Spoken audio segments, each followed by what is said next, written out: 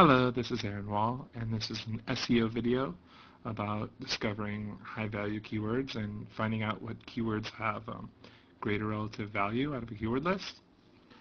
So there's a lot of lists out there of people selling top-paying AdSense lists and stuff like that, but the problems with those are that a lot of the AdSense bids aren't as high as the search bids, and then a lot of the keywords they list just have a high cost per click but almost no search volume. And then a lot of them don't account for match type. So they'll tell you that poker online is a top term when really online poker was the term that was a big payer.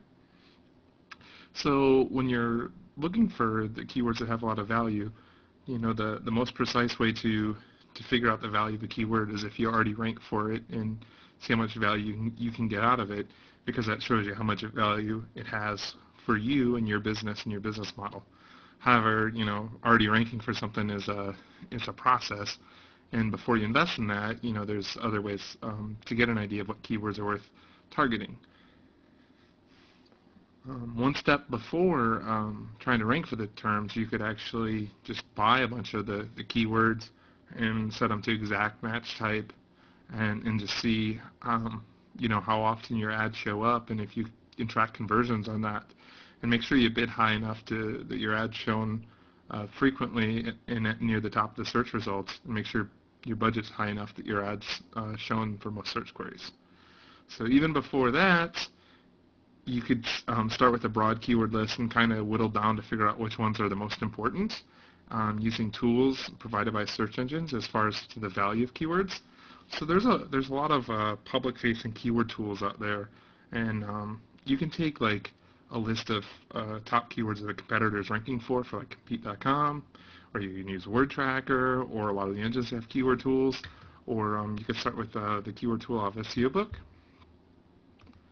and generate a list of keywords.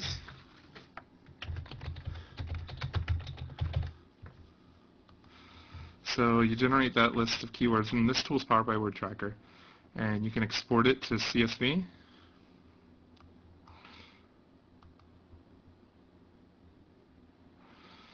Okay, so it's kind of hard to read it all, but anyway, these are the different keywords the tool brought back.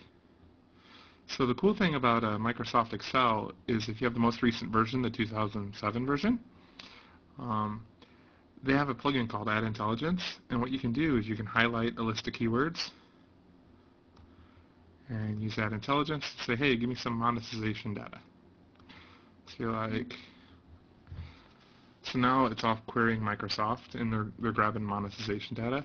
Now Microsoft only has about, depending on where you are, a percent in some foreign markets, or in the U.S. maybe about 6 to 12% of the market share, depending on what vertical you're in.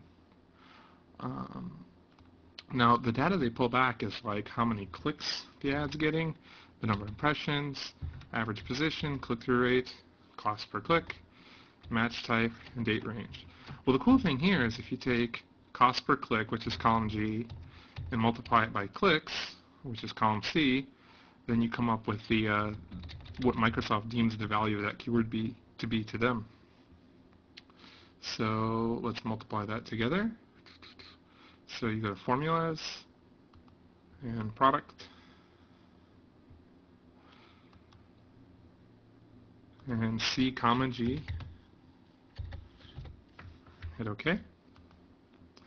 And then you can sort these by value, largest to smallest. So then if we go back to the left here, we'll see the top 3 keywords are credit cards. That's because it gets a lot of volume, and what that means is it's actually the exact match, which is the exact phrase. Phrase match is any search that contains that phrase, and then broad match is kind of related phrases, like cards for credit or something like that. And it goes through and it lists the keywords and the value that they think they have, and then also, the relative value here. So what makes it so useful is you can see how quickly the keywords drop off, or how the match is like versus broad, exact, and phrase, and see the keyword distributions that way.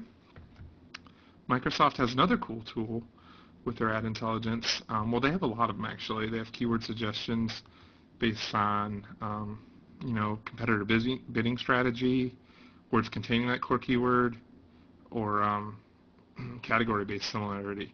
So all three of those are pretty useful. And then they have another cool feature where you can get the top spiky words, which are words that recently had a lot of search volume, or top frequently searched keywords.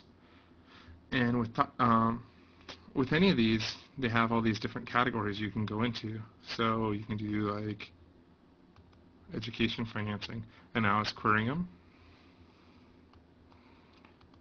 And some of the categories return errors. Still a new product, so let me go back to this again then. So then they give you, frequently searched for keywords, their volume, and you could highlight this list just the same, and then pull in the monetization data, and then sort that by value. So that's another cool thing you can do. Google also has a tool which allows you to look at the value of keywords, and with Google's tool, you can put in like the exact match, phrase match, or broad match for all of them. And Google's tool is online. It's called Google Traffic Estimator. And you put your keyword list in, and then you you don't set any bid price or daily budget, because they'll assume you're willing to pay whatever you have to, and they'll show you pretty much kind of near what you'd have to pay to be the top guy or top ad player in that position. And then you click all countries, and then you can sort by estimated cost per day. And then here you're seeing how the keywords break down again. So you can use this Google data and this Microsoft data and use them to feed off each other too, to kind of triangulate data points. Get search volume from one keyword tool, and then compare that to data from Microsoft Ad Center and how much they think a keyword's worth, and Google AdWords and how much they think a keyword's worth. And between using all those different tools, you can get pretty broad keyword lists and find out the value of the words. So I hope you found this useful, and I'll create more videos soon on SEObook.com. Thank you.